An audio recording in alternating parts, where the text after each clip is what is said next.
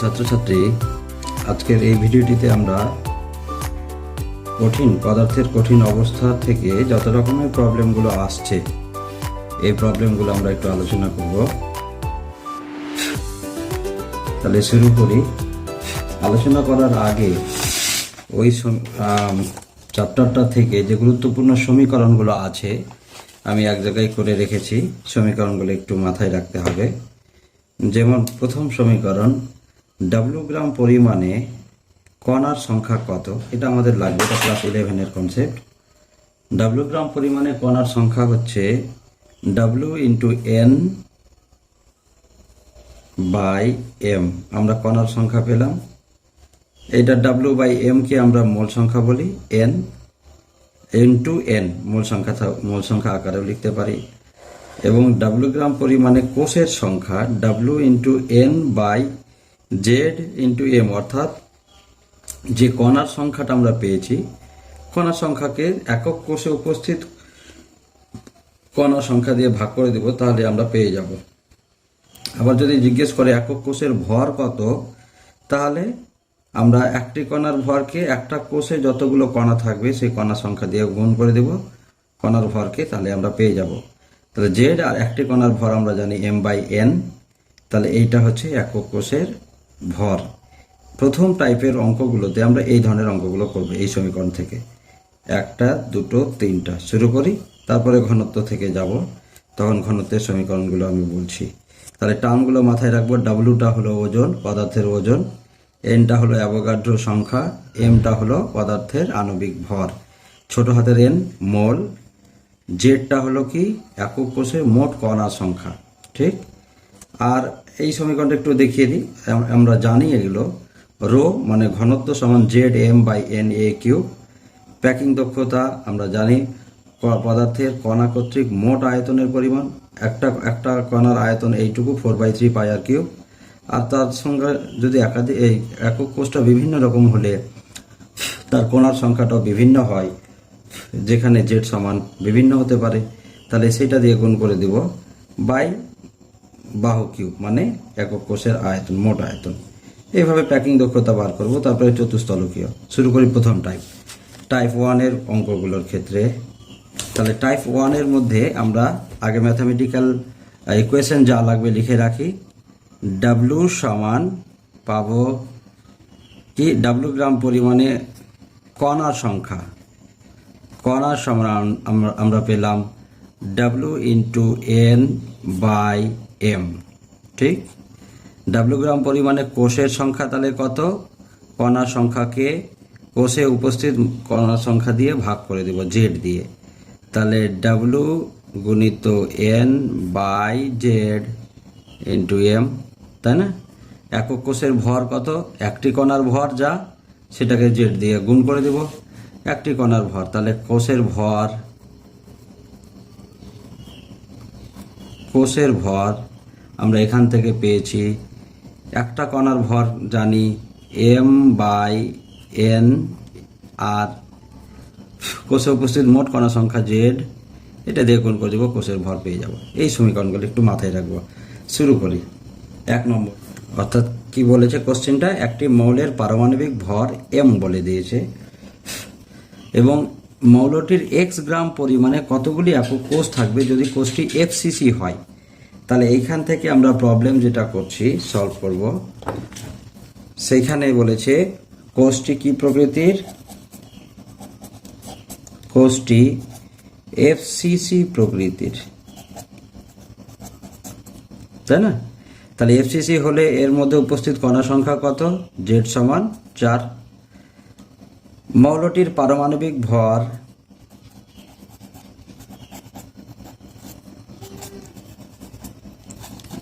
সমান এম আছে এবং মৌলটির ওজন বলে দিয়েছে এক্স গ্রাম পরিমাণে কতগুলি একক কোষ। তাহলে আমরা পরিমাণটা ডাব্লু দিয়ে লিখেছিলাম, অর্থাৎ ডাব্লু সমান দেওয়া আছে এক্স গ্রাম, তাই না।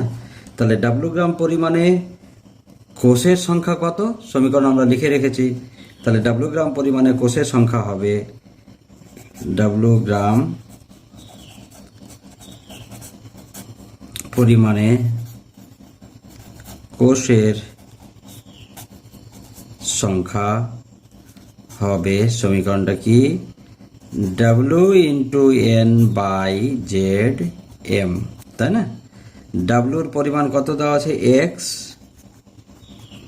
এন, এন মানে অ্যাভোগাড্রো সংখ্যা, জেড এর মান কত, 4, আর এম এর মান এখানে এমই দেওয়া আছে, পারমাণবিক ভর।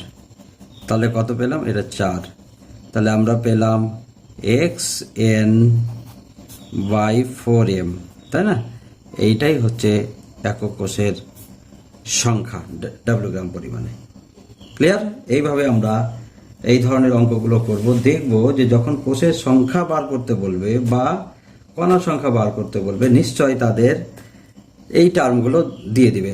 তিনটার মধ্যে যে কোনো একটা সংখ্যা, কোষের সংখ্যা বা একক কোষে উপস্থিত কণার সংখ্যাও বার করতে বলতে পারে। তাহলে আমরা এই টার্মগুলো ব্যবহার করব। আমাদের দেখে নিতে হবে কি কি দেওয়া আছে আর কি কি জিজ্ঞেস করেছে। ক্লিয়ার?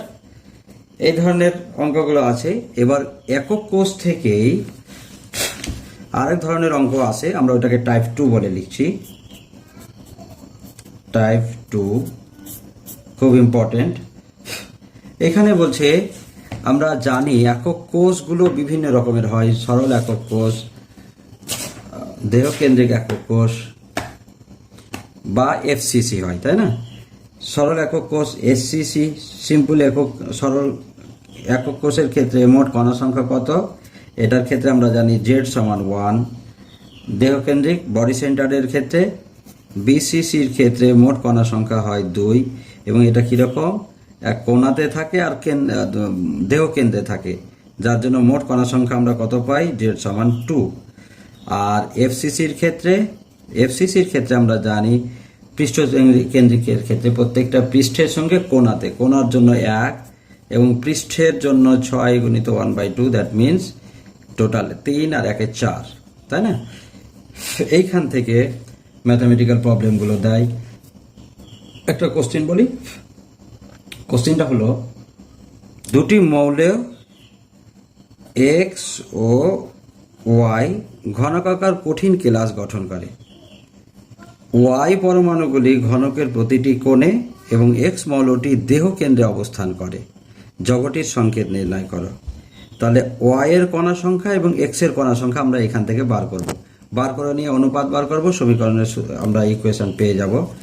দেখাই, যেমন এইখানে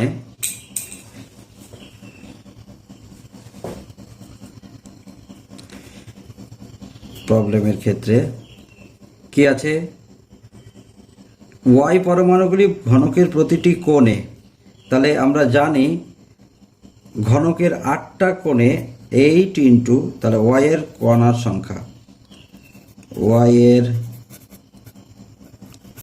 কণার সংখ্যা আমরা কত পাবো, যেহেতু কোণাই থাকছে 8 ইন্টু 1/8। এক্স গুলো কোথায় থাকছে, দেহ কেন্দ্রে। তাহলে এক্স এর কণার সংখ্যা কত হবে, কণা সংখ্যা হবে 1 ইন্টু 1।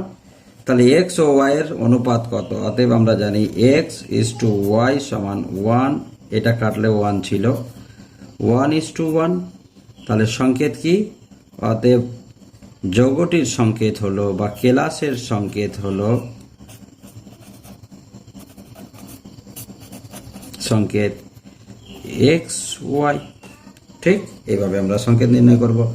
করে বলে দিতে পারে কখনো তা পৃষ্ঠকেন্দ্রিক ঘনকাকার হতে পারে, কিংবা দেহকেন্দ্রিক হতে পারে, কিংবা সরল একক কোষ হতে পারে। তখন তাদের সমীকরণ কি হবে আমরা এইভাবে বার করব। ঠিক, এবার চলে আসি মৌলগুলোর ক্ষেত্রেই এই ধরনের অঙ্কগুলো আমরা খেয়াল রাখবো, মৌলের সংখ্যা, কোষের সংখ্যা বার করার ক্ষেত্রে। এবার চলে যাচ্ছি টাইপ 3 এর ক্ষেত্রে। টাইপ 3-তে আমরা পড়ব যেখানে প্যাকিং দক্ষতা থেকে বা কেলাসের ঘনত্ব থেকে কোশ্চেনগুলো আসবে, ঘনত্ব দিয়ে কোশ্চেনগুলো, এইটা থেকে সব থেকে বেশি কোশ্চেন আসে ঘনত্ব টাইপ 3-তে। এইখানে একটা জিনিস খেয়াল রাখতে হবে, প্রচুর কোশ্চেন আছে কিন্তু সবগুলো দেখালে সময় লাগবে, যেটাতে প্রবলেম আসছে সেইটাই দেখাবো। এইখানে এই টাইপের অঙ্কগুলোতে আমাদের দেখতে হবে কি কি দেওয়া আছে, যেমন টার্ম কটা, 1 2 3 4 5টা টার্ম, অর্থাৎ ঘনত্ব, কণা সংখ্যা, আণবিক ভর, অ্যাভোগাড্রো সংখ্যা এবং কিনারা দৈর্ঘ্য, বাহু দৈর্ঘ্য। এটা আমরা আগে থেকে জানি, বাহু দৈর্ঘ্য। এখন এই 3টা বা 4টার মধ্যে যে কোনো 4টা, 5টার মধ্যে যে কোনো 4টা বলে দিয়ে একটা জিজ্ঞেস করবে। ক্লিয়ার? কখনো পারমাণবিক ভর জিজ্ঞেস করবে, কখনো একক কোষের প্রকৃতি জিজ্ঞেস করবে, কখনো বাহু দৈর্ঘ্য জিজ্ঞেস করবে, কখনো পরমাণুর ব্যাসার্ধ জিজ্ঞেস করবে, কারণ বাহু দৈর্ঘ্যের সঙ্গে পরমাণুর ব্যাসার্ধ নির্ভরশীল, এবং ঘনত্ব জিজ্ঞেস করতে পারে। আমরা এরকমই একটা কোশ্চেন এখানে লিখেছি। এটাতে অনেকের প্রবলেম হচ্ছিল, যেমন ধাতব কপারের ঘনত্ব 8.95 গ্রাম পার সেমি কিউব। তাহলে ধাতব কপারের ঘনত্ব এখানে দেওয়া আছে কি, রোটা দেওয়া আছে, রো দেওয়া আছে 8.95 গ্রাম পার সেমি কিউব, আর লিখলাম না গ্রাম পার সেমি কিউব। কপার পরমাণুর ব্যাসার্ধ, কপারের আর এর মান দেওয়া আছে 127.8 পিকোমিটার। পিকোমিটারকে সেমিতে নিয়ে আসলে আমরা জানি এর মান হয় 127.8 ইন্টু 10⁻⁻10 সেন্টিমিটার। ক্লিয়ার? তাহলে ব্যাসার্ধ পেলাম। এবার বলছে যদি হয় তাহলে একক কোষের প্রকৃতি কিরূপ হবে, অর্থাৎ সরল হবে না দেহকেন্দ্রিক হবে না এফসিসি হবে। আমরা জানি সরল হতে হলে তাহলে তার জেড এর মান আমরা জানি 1 হয়, দেহকেন্দ্রিকের ক্ষেত্রে জেড এর মান 2 হবে, এফসিসির ক্ষেত্রে জেড এর মান 4 হয়, এটা আমরা জানি। তাহলে আমাদেরকে দেখাতে হবে, আগে জেড এর মান বার করব, করে দেখাবো। এখানে জেড এর মান যদি 1 বেরিয়ে আসে তাহলে আমরা বলে দেবো এটা সরল, জেড এর মান 2 বেরিয়ে আসে তাহলে এটা বলবো দেহকেন্দ্রিক, জেড এর মান 4 বেরিয়ে আসলে আমরা বলবো এফসিসি। আর কি কি দেওয়া আছে, পারমাণবিক গুরুত্ব দেওয়া আছে এম অফ সিইউ সমান 63.54। অ্যাভোগাড্রো সংখ্যা আমরা জানি, এখানে দেওয়া আছে 6.023 ইন্টু 10⁻23। এখন যেটা লাগবে আমাদের সেইটা একটু বলি। সরল একক কোষের আমাদেরকে এ বার করতে হবে, তাই না? তাহলে সরল একক কোষের ক্ষেত্রে এই যে জেড বার করতে গেলে যে এ লাগবে, এ পাবো কোথায়? সরল একক কোষের ক্ষেত্রে আমরা জানি এ সমান 2r, এটা আমরা জানি। তাহলে 2r মিনস এখানকার আর সঙ্গে 2 গুণ করে দেব, এর পরিবর্তে বসিয়ে দেব, যেটা হবে তার ক্ষেত্রে জেড এর মান বসাবো, বার করবো। জেড এর মান যদি 1 আসে তাহলে আমরা বলবো সরল একক কোষ। তাহলে আগে সরল একক কোষ কি না সেটার জন্য আমরা বার করছি, অর্থাৎ এসসিসির ক্ষেত্রে বার করছি। কি হবে? এসসিসির ক্ষেত্রে আমরা জেড সমান আগে লিখে নিই। আমরা জানি রো সমান Z M by N A cube. তাহলে এখান থেকে পাচ্ছি জেড সমান rho into N into A cube by M. Clear? তাহলে রো এর মান আমরা বসিয়ে নিই। রো সমান আমরা লিখলাম এখানে 8.95, এন এর মান 6.023 ইন্টু 10⁻23। এ যে লিখে রেখেছি এর মান কি, এ সমান 2r। তাহলে এখানে আমরা লিখব 2r মিনস গুণ চিহ্ন দিয়ে 2r, 2r এর মান 127.8 ইন্টু 10⁻⁻10 এর কিউব। ক্লিয়ার? বাই 63.5। এইগুলো মান বসিয়ে ক্যালকুলেট করলে আমরা দেখব এখানে মান আমরা 1 পাবো না, 1.42 বা এটা সামথিং কিছু পেতে পারি। তাহলে যেহেতু আমরা 1 পাচ্ছি না, নট ইকুয়ালস টু 1 পাচ্ছি, ফলে আমরা এখান থেকে বলতে পারি এক কোষটা কিন্তু সরল একক কোষ নয়, অর্থাৎ সরল একক কোষ নয়। ঠিক? আমরা তারপরে দেহকেন্দ্রিকের ক্ষেত্রে যাব। দেহকেন্দ্রিকের ক্ষেত্রেও এ এর সঙ্গে আর এর যে সম্পর্ক আমাদের জানা আছে কি, এ আর সমান একবারে লিখছি √3a/4, তাই না? এ সমান √3/4a। তাহলে এ সমান আমরা পাবো 4r/√3। এই মানটা বসাবো, কিন্তু দেহকেন্দ্রিকও হয় না। এই কপার সাধারণত এফসিসি হয় এবং এফসিসির ক্ষেত্রে মানটা সরাসরি আমরা বসিয়ে দিই, টাইম লাগছে। তো আমরা এফসিসির ক্ষেত্রে জেড এর মান 4 প্রমাণ করতে হবে। এফসিসির ক্ষেত্রে এ এবং আর এর মধ্যে সম্পর্ক কি? এ এবং আর এর মধ্যে সম্পর্ক হলো আমরা জানি এ সমান 2√2r। ক্লিয়ার? তাহলে এ এর জায়গায় এই মানটা বসাবো। শুরু করি। আমরা জেড সমান, এই যে সমীকরণটা লিখে রেখেছি, জেড সমান জানি রো গুণিত এন গুণিত এ কিউব বাই এম।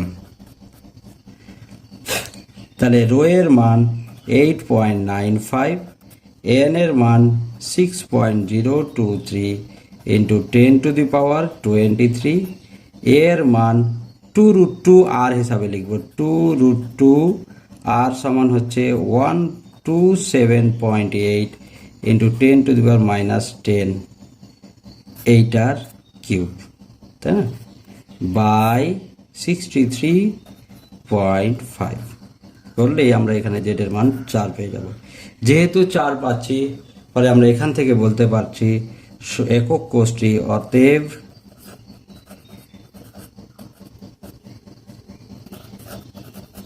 একক কোষটি সরল এই কি পৃষ্ঠ কেন্দ্রিক প্রকৃতির, পৃষ্ঠ কেন্দ্রিক ঘনকাকার একক কোষ প্রকৃতির। ক্লিয়ার? এইরকম টাইপ 3-তে অঙ্কগুলো করব। এরপরে চলে যাচ্ছি টাইপ 4। এই ধরনের অঙ্কগুলো খেয়াল রাখতে হবে। প্যাকিং দক্ষতা থেকেও আসে। প্যাকিং দক্ষতাতে অনেক সময় কণার ব্যাসার্ধ বলে দিল, এবং কণার ব্যাসার্ধ বলে দিলে সেখান থেকে কণার আয়তন বার করতে পারবো 4/3 πr³ বলে। তো ওইভাবে প্যাকিং দক্ষতা থেকেও অঙ্কগুলো করা যাবে। এরপরে চলে আসছি ভয়েডস থেকে, অর্থাৎ চতুস্তলকীয় এবং অষ্টতলকীয় ফাঁকের সঙ্গে। টাইপ 4-এ আমরা এখানে দেখব ভয়েডস বা ফাঁকা স্থান থেকে যে সমস্ত প্রবলেমগুলো আসে। এইখানে আমাদের ভয়েডসের গুরুত্বপূর্ণ যে পয়েন্টগুলো আছে আমরা একটু নোট বলে লিখে রেখেছি। কি আমরা জানি যে একক কোষের বা কেলাসের ক্ষেত্রে ভয়েডসের সংখ্যা কত হয়। ভয়েডসের সংখ্যা এবং ভয়েডসের উপর ভিত্তি করে আরেকটা অংশ আছে, সেটা হচ্ছে ফাঁকা স্থানের পরিমাণ। আগে সংখ্যার ক্ষেত্রে আমরা জানি যে টেট্রাহেড্রাল ভয়েডসের সংখ্যা হবে কণার সংখ্যার দ্বিগুণ, 2 ইন্টু কণার সংখ্যা, এবং অক্টাহেড্রাল ভয়েড সাধারণত কণার সংখ্যার সমান হয়। আর আমরা জানবো যদি কোষটা সিসিপি বা এফসিসিতে থাকে তখন তার মোট কণার সংখ্যা জেড, এসসিপিতে থাকলে কণার সংখ্যা 6। ঠিক? আর একটা অংশ লিখেই রাখা ভালো ছিল, টেট্রাহেড্রাল ভয়েডস এবং অক্টাহেড্রাল ভয়েডসের ক্ষেত্রে, ওটা পরে দেখাচ্ছি। এই ধরনের ওই ভয়েডস বা ফাঁকা স্থান থেকে যে সমস্ত অঙ্কগুলো আছে, এখানে সাধারণত আণবিক সংকেত নির্ণয় করতে বলবে। আণবিক সংকেতের ক্ষেত্রে কি একটা বলে দিবে, যেমন এখানে কোরান্ডামে, কোশ্চেনটা আমি লিখে রেখেছি, কোরান্ডামে অক্সাইড আয়নগুলি এইচসিপি বিন্যাসে থাকে। অক্সাইড বলতে ও আয়নটা, আয়নগুলি এইচসিপি বিন্যাসে থাকে। যদি অ্যালুমিনিয়াম +3 অর্থাৎ ধাতব অংশ আয়নগুলি অষ্টতলকীয় ফাঁকগুলির 2/3 অংশ দখল করে, তাহলে কোরান্ডামের সংকেত কি হবে। তো যখনই এটা দুরকমভাবে আমরা অঙ্কটা করে দেখাবো। একটা হচ্ছে যখন যৌগটা যে অংশটুকু এইচসিপি কিংবা সিসিপি বা এফসিসি গঠন আকৃতিতে থাকবে তার কণা সংখ্যা আমরা n ধরে নেব। ক্লিয়ার?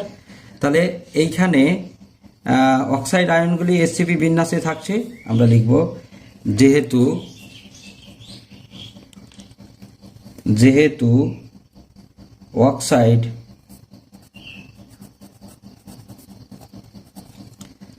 আয়ন অক্সাইডগুলি এইচসিপি গঠন করে, তাহলে ধরি এর কণার সংখ্যা কার, অক্সাইডের, ও কণার সংখ্যা হবে কত, n। ঠিক? এবার কণা সংখ্যা যত হবে যারা এসসিপি বা গঠন করবে তার রেসপেক্টেই কিন্তু চতুস্তলকীয় কিংবা অষ্টতলকীয় ফাঁকা স্থানগুলো তৈরি হয়। কণার সংখ্যা যদি n হয়, তাহলে অষ্টতলকীয় ফাঁকের কথা এখানে বলেছে। অষ্টতলকীয় ফাঁক কত হবে? এনই হয়, আমরা জানি অক্টাহেড্রাল ভয়েড সমান কণা সংখ্যার সমান। তাহলে আমরা লিখব অষ্টতলকীয় ফাঁক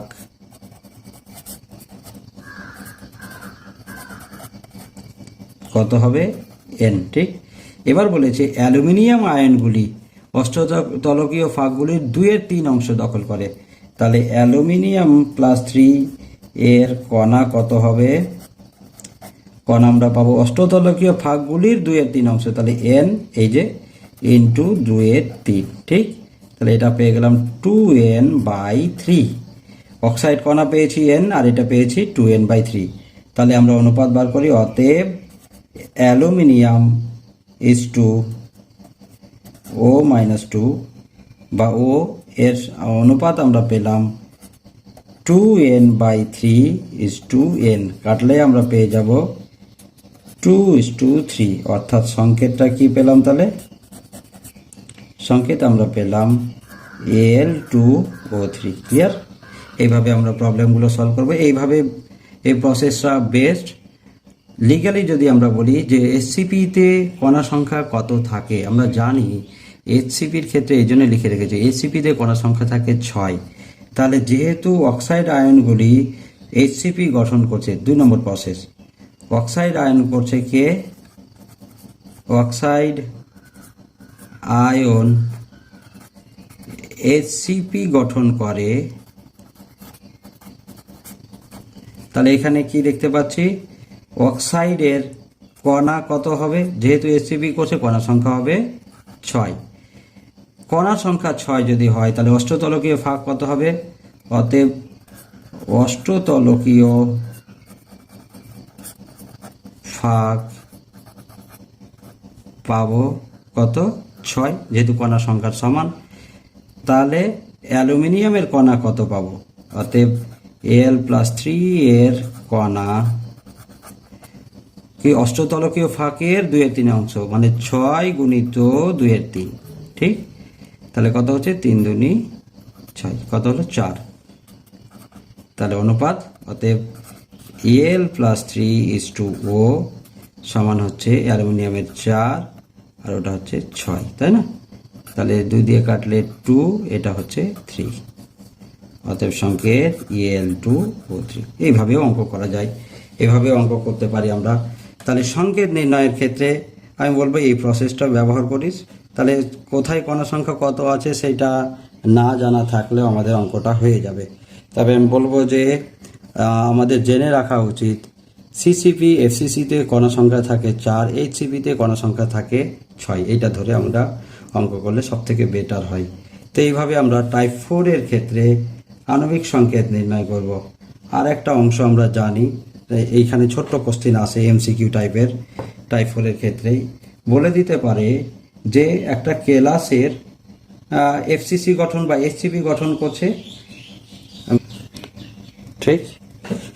তাহলে এইরকমই কোশ্চেন টেট্রাহেড্রাল এবং অক্টাহেড্রাল দিয়ে ভয়েস যে এরকম কোশ্চেন আছে যে একটা কেলাসে এইচসিপি গঠন আকৃতিতে থাকে ওই যৌগের 0.25 মোল পরিমাণে টেট্রাহেড্রাল এবং অক্টাহেড্রাল ফাঁকা স্থানের সংখ্যা কত? তো আমরা এই যে মোল সংখ্যা আছে, মোল সংখ্যাতে কণা সংখ্যা নিয়ে যাই, তাহলে কি করতে হবে? অ্যাভোগাড্রো সংখ্যা দিয়ে গুণ করতে হয়। আমরা জানি কণা সংখ্যাকে, মোলকে যখনই কণা সংখ্যায় নিয়ে যাব, তাহলে দেওয়া আছে কি যৌগের কণার পরিমাণ 0.25 মোল। দ্যাট মিন্স এই মোল মানে 0.25 ইন্টু n, অ্যাভোগাড্রো সংখ্যা দেখুন এত টি কণা। ঠিক, কণা সংখ্যা আমরা পেয়ে গেলাম। এবার আমরা অক্টাহেড্রাল ভয়েডস বলছে এই মোল এত পরিমাণ কণাতে টেট্রাহেড্রাল এবং অক্টাহেড্রাল ভয়েডস কত আছে। আমরা জানি টেট্রাহেড্রাল ভয়েডস থাকে কণার সংখ্যার দ্বিগুণ। তাহলে আমরা লিখব অতএব টেট্রাহেড্রাল ভয়েডস, টেট্রাহেড্রাল ফাঁকা স্থান সমান হবে 2 × 0.25 ইন্টু n। আমরা পেয়ে যাব 0.5 n। অক্টাহেড্রাল ভয়েডস, অক্টাহেড্রাল ফাঁকা স্থান আমরা পাবো কণার সংখ্যার সমান। তাহলে আমরা কণা সংখ্যা জানি, কণা সংখ্যা হচ্ছে কত? এখানে কণার সংখ্যা দেওয়া আছে 0.25 ইন্টু n। বাস, এভাবে আমরা টাইপ 4 এর অঙ্কগুলো করব। তাহলে টাইপ 4 এর আরেকটা অঙ্ক আমি লিখেছি এইখানে, এইটা অঙ্কটা একটু ক্লিয়ার করে নিই। এইটাও আমরা সহজভাবে অঙ্কটা করতে পারবো, তাও দুরকমভাবে আমি দেখাবো। কি, যেমন বলেছি একটা বাইনারি কঠিন পদার্থের a প্লাস বি মাইনাস সংকেতটা বলেছে গঠন জিঙ্ক ব্লেন্ডের মতো। এটা টাইপস অফ আয়নিক ক্রিস্টালের থেকেও অঙ্কটা করা যায়, জিঙ্ক ব্লেন্ডের মতো। তারপরে কি বলছে, বি আয়নগুলি ল্যাটিস গঠন করে। কোন আয়নটা? B ion. এই আয়নগুলি চতুস্তলকীয় গর্তের 25% পূর্ণ করে। তাহলে কঠিন পদার্থের সংকেত কি হবে? আমি কি বলেছি, যেইটা ল্যাটিস গঠন করবে এইচসিপি বা সিসিপিতে থাকবে তার কণা সংখ্যা আমরা এন ধরে নেব। তাহলে যেহেতু বি আয়ন আমরা এখানে লিখছি,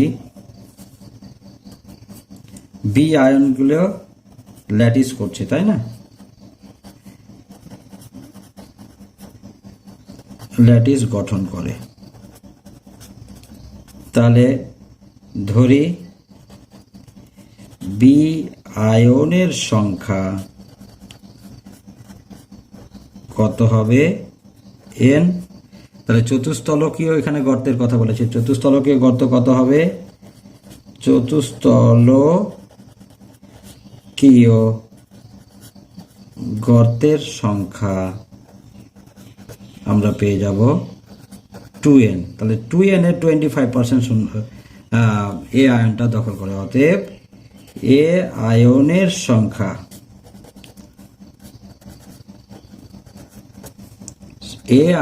সংখ্যা আমরা পাবো 2n ইন্টু 25%, 25/100। তাহলে কত হবে? 4×25 100, 2 × 2 2 × 4। তাহলে এ এবং বি এর অনুপাত কত পেলাম? অতএব a:b সমান আমরা পেলাম, এ এর পেয়েছি n/2 b এর পেয়েছি n। তাহলে কত হলো? 1:2। সংকেত কি হবে? তাহলে সংকেত হলো কি? সংকেত হচ্ছে AB2 টাইপ।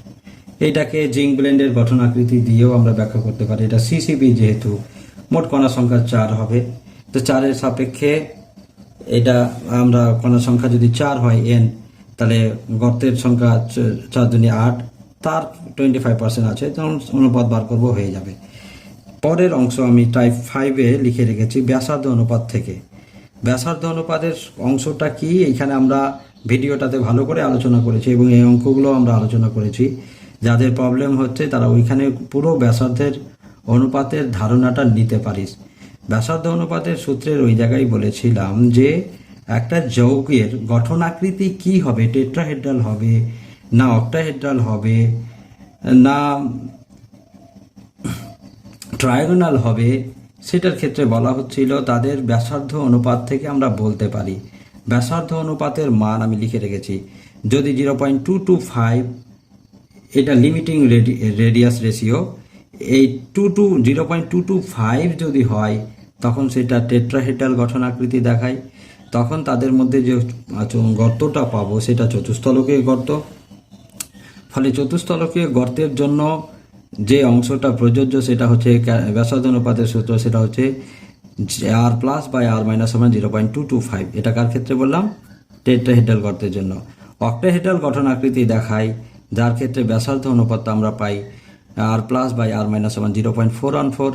অর্থাৎ অক্টাহেড্রাল গঠন আকৃতি আমরা পাবো যখন যৌগটার ব্যাসার্ধ অনুপাত হবে এইটা। ঠিক, এবার আমরা এখানে আসি। একটি কঠিন পদার্থ a+b - NaCl এর মতো ঘন সন্নিবেশে সজ্জিত। ঠিক আছে, যদি অ্যানায়নের ব্যাসার্ধ 250 ppm হয় তাহলে ক্যাটায়নের আদর্শ ব্যাসার্ধ কত? এই যে NaCl এর মতো, NaCl কি ঘন সন্নিবেশে থাকে? সিসিপি, ঘনকাকার ঘন সন্নিবেশ, অষ্টতলকীয় প্রকৃতির পাই, তাই না? যেহেতু আমরা ঘনকাকার ঘন সন্নিবেশ পাই, যেখানে আমরা NaCl এর ক্ষেত্রে কোঅর্ডিনেশন নাম্বারটা 6 জানি এবং একটা NaCl আমরা একটা লিখেই দেখাই, NaCl type molecule, NaCl type molecule কে A plus B minus. NaCl এর কোঅর্ডিনেশন নাম্বার কত? Coordination number 6। আমরা জানি কোঅর্ডিনেশন নাম্বার 6 মানে অষ্টতলকীয় গঠন আকৃতিতে থাকছে, একটা ক্যাটায়নকে ঘিরে 6টা অ্যানায়ন, ঠিক একটা অ্যানায়নকে ঘিরে 6টা ক্যাটায়ন এখানে থাকে। তাহলে অষ্টতলকীয় গঠন আকৃতিতে থাকে, তাহলে ফাঁকের প্রকৃতি কীরকম হবে? অষ্টতলকীয় প্রকৃতির। ফলে আমরা এই ধরনের যোগের ক্ষেত্রে ক্যাটায়ন বা অ্যানায়নের ব্যাসার্ধ অর্থাৎ আর প্লাস বাই আর মাইনাস, প্লাসকে এ আছে, তাহলে এ প্লাসের ব্যাসার্ধ বাই বি মাইনাসের ব্যাসার্ধ, আর প্লাস বাই আর মাইনাস সমান আমরা লিখব 0.414, দ্যাট ইজ আর প্লাস সমান 0.414 ইন্টু আর মাইনাস। আর মাইনাসের ব্যাসার্ধ আমাদের দেওয়া আছে কি বলে আর মাইনাস, অর্থাৎ বি মাইনাসের বি, যেটাকে আর মাইনাস লিখছে, আর বি মাইনাস কত? 250 পিকোমিটার, তাই না? আমরা আর পিকোমিটারকে অন্য কিছু যে নিয়ে যাচ্ছি না, এটাতেই রাখছি। তাহলে এইখানে মানটা যদি বসিয়ে দিই, ক্যাটায়নের ব্যাসার্ধ পেয়ে যাব। ক্যাটায়নের ব্যাসার্ধ কি হবে? আর প্লাস সমান আমরা পেয়ে যাব অষ্টতলকীয় ফাঁকে যেখানে ক্যাটায়নটা প্রবেশ করবে 0.414 ইন্টু 250 পিকোমিটার। এটাকে গুণ করলে আমরা পাই সাধারণত 103.5 পিকোমিটারের মতো। ঠিক, আমরা ক্যাটায়নের ব্যাসার্ধ পেলাম। পরের অংশটুকু বলছি ক্যাটায়ন সি প্লাস, যার ব্যাসার্ধ 180 পিকোমিটার। তাহলে সি প্লাসের ব্যাসার্ধ কত বলেছে আমাদের? ক্যাটায়ন সি প্লাস এর ব্যাসার্ধ বলে দিয়েছে 180 পিকোমিটার। তো বলছে এই ক্যাটায়নটাকে কেলাসের চতুস্তলকীয় ফাঁকে কি রাখা যাবে? তাহলে আমরা চতুস্তলকীয় গর্ত যেটা তৈরি হয় তার পরিমাণ কত হবে সেটা নির্ণয় করি, এবং তার গর্তটার তুলনায় এই ক্যাটায়নের পরিমাণ বা ছোট হয়, এটা যদি ছোট হয় তাহলে সহজেই প্রবেশ করবে, এটা যদি বড় হয়ে যায় তাহলে উপরের দিকে ভেসে থাকবে অর্থাৎ প্রবেশ করবে না। ঠিক, তাহলে আমরা চতুস্তলকীয় গর্তের পরিমাণটা আমরা বার করছি। আমরা জানি চতুস্তলকীয় গর্তের ক্ষেত্রে ক্যাটায়ন বা অ্যানায়নের ব্যাসার্ধ অনুপাত কত হয়? 0.225 ফর আমরা এখানে লিখছি টেট্রাহেড্রাল ভয়েডস, টেট্রাহেড্রাল ফাঁকা স্থান। টেট্রাহেড্রাল ফাঁকা স্থান কত পাবো? ফাঁকা স্থানের ক্ষেত্রে আর প্লাস বাই আর মাইনাস সমান 0.225, আর আর প্লাস সমান 0.225 ইন্টু আর মাইনাস। অ্যানায়নের ব্যাসার্ধ কত বলেছে? 250, আমরা বসিয়ে দিই 0.225 ইন্টু 250 পিকোমিটার। তাহলে 250-এর কে 0.225 দিয়ে গুণ করলে আমরা পাবো 56.25 এর মতো পিকোমিটার। তাহলে কি চতুস্তলকীয় যে ফাঁকা স্থান পাচ্ছি সেইখানে সর্বোচ্চ যে ক্যাটায়নটা প্রবেশ করতে পারবে তার ব্যাসার্ধ কত হতে পারে? 56.25। আমাদের দিয়েছে যে চতুস্তলকীয় ব্যাসার্ধের ফাঁকা স্থানে কি এই সি প্লাস ক্যাটায়ন যার ব্যাসার্ধ 180 পিকোমিটার সে কি প্রবেশ করতে পারবে? আমরা দেখতে পাচ্ছি সর্বোচ্চ সবথেকে বড় 56.25 পিকোমিটারে প্রবেশ করবে, এটা অনেক বড়, যার জন্য পারবে না। আমরা বলবো সি প্লাস ক্যাটায়নটি চতুস্তলকীয় ফাঁকা স্থানে প্রবেশ করতে পারবে না। এই হচ্ছে আমাদের প্রবলেম। এই ধরনের প্রবলেমগুলোই আসে। আর যদি স্পেশালি কোনো রকম নতুন প্রবলেম পাই আমাকে হোয়াটসঅ্যাপে জানাবে, আমি ওইগুলোকে গ্রুপেই শেয়ার করে নেব।